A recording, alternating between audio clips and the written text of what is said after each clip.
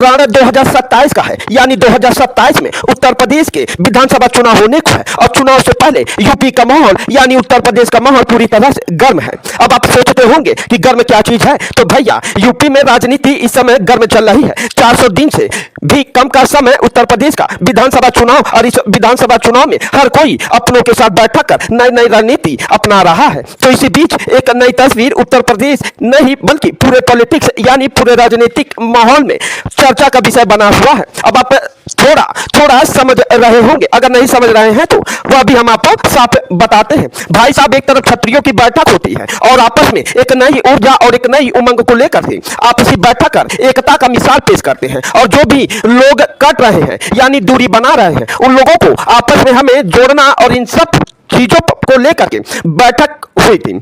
और उसी के साथ एक और बैठक होता है, और वह बैठक आगे से राम पलट गए तो परशुराम के वंशज यानी ब्राह्मण विधायक आपस में एकत्रित होकर के चाय के साथ चर्चा करते हैं, और यह चर्चा हर चैनलों के लिए सुर्खियों में आ जाता है, और सुर्खियों में इस कदर बटोरता है कि भारतीय जनता पार्टी के ही ब्राह्मण विधायक आपसी सहमति से अपनों के साथ एक भेंट मुलाकात कर बैठक करते हैं, और इन्हीं के पार्टी के नए वाले प्रदेश अध्यक्ष पंकज चौधरी का बयान यूपी के राजनीतिक में कुछ अलग ही माहौल उत्पन्न कर दिया, यानी यूपी की बयार को ही अलग दिशा में कर दिया।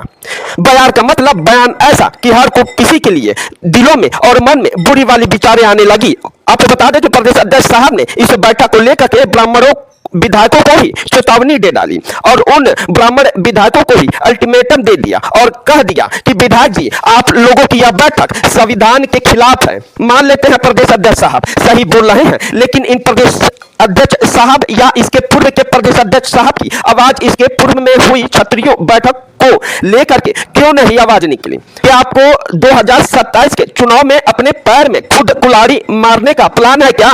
क्योंकि आपको बता दें कि भारतीय जनता पार्टी के सत्ता को लाने वाले ब्राह्मण समाज का बहुत ही अहम योगदान रहा है। ब्राह्मण जब भी किसी पार्टी को सपोर्ट किया है तो उसी की सत्ता यानी सरकार बनी हुई है। अब आप सोचते होंगे ऐसा भी है क्या? तो धैर्य रखिए, अब हम आपको भी बता देते हैं कि ब्राह्मणों की एकता की वजह से किन किन पार्टियों की सरकार कैसे कैसे बनी है।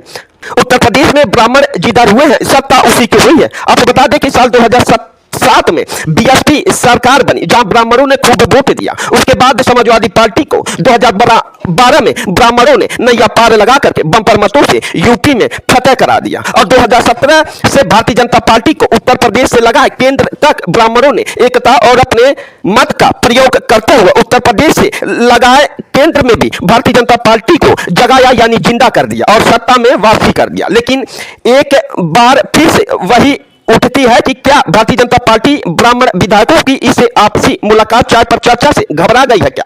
भारतीय जनता पार्टी अपने सत्ता के नशे में चूर हो गई है क्या?